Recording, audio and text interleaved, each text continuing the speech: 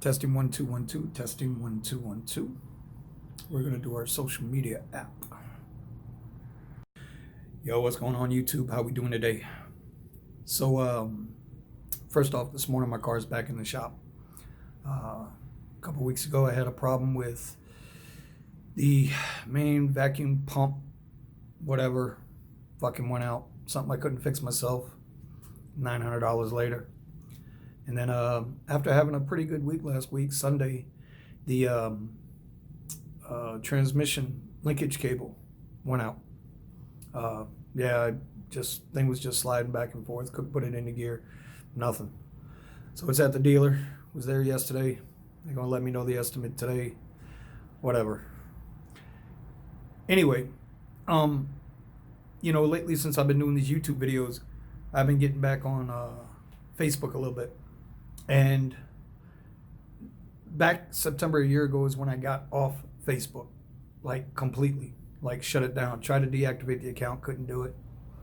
They kept sending me little emails. Hey, so-and-so said this, so-and-so. Not like I gave a shit, but whatever. But at the encouragement of a gentleman that runs a lot of Facebook groups, I'm back on Facebook just a little bit. I got rid of everything. I had to dump like 3,000 friends or people that were friends on Facebook. Just, it's drama, man. God damn, it's drama. And I mainly just do IG, and now I'm getting into Twitter a little bit, even though that Twitter that's some shit too. But what I noticed about Facebook and Facebook groups is that how harsh it still is. Like, it's harsh. And it's not the group. So let me define that. People set up these groups not with the intentions of bashing and cutting down and making fun of other individuals. But it's almost like some people in these groups can't help themselves. And so I scroll through them, probably in 40 Facebook groups across the country for Uber and Lyft rideshare.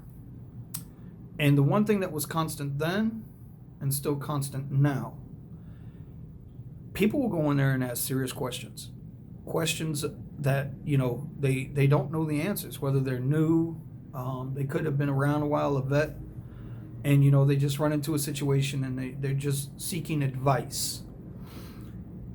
And a lot of these people get jumped on, like they get smashed, banged out. It's crazy. I don't understand it. And then sometimes I even see admins jumping in on them. So listen, if you're a new driver, you're a vet driver, never be afraid to ask that question, no matter what. No matter what.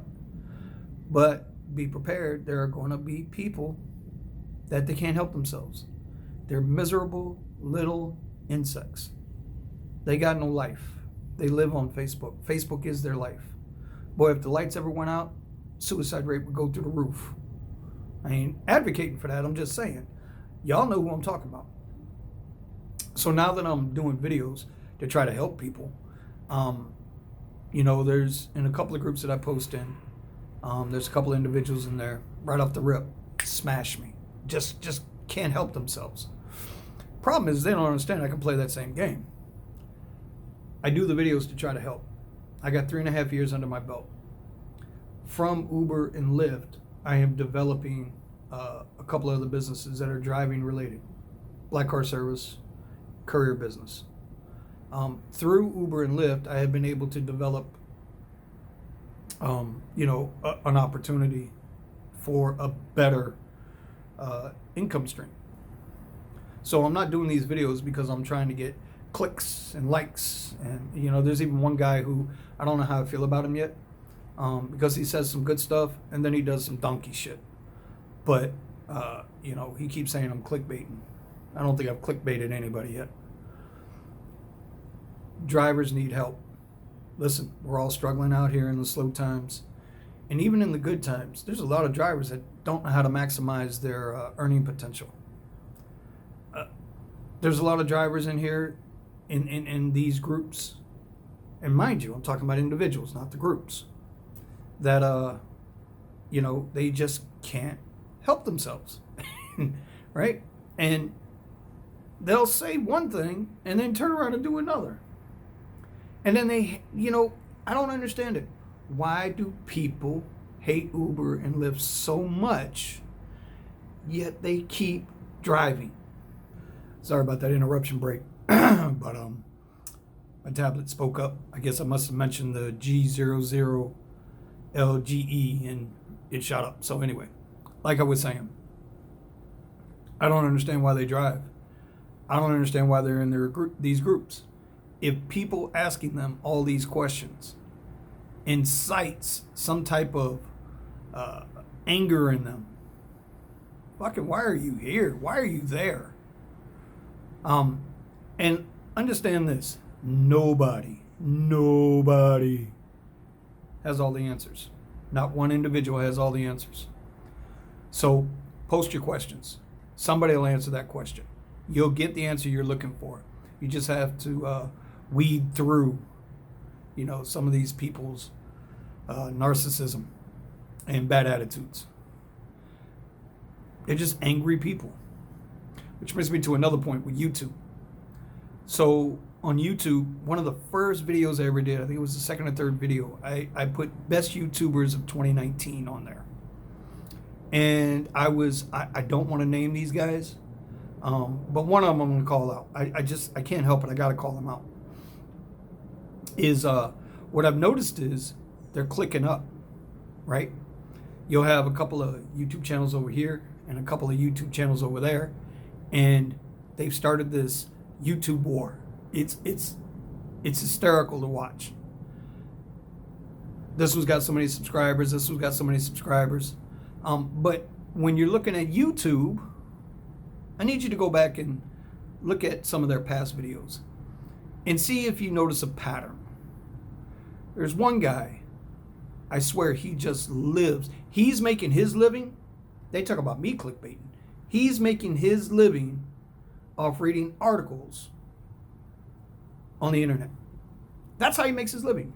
He's got, I think, 4 or 5 channels, and they're all different topics.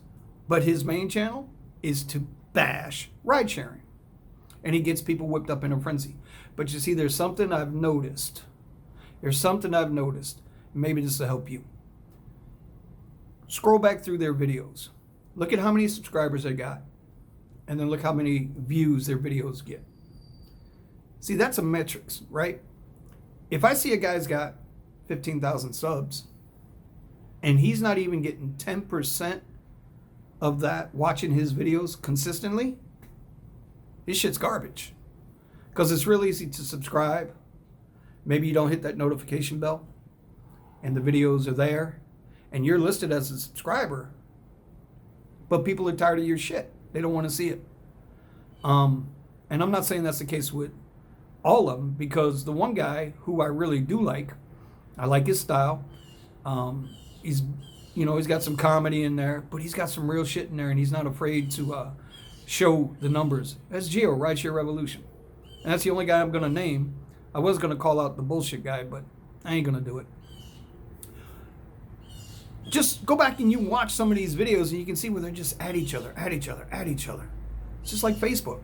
At each other.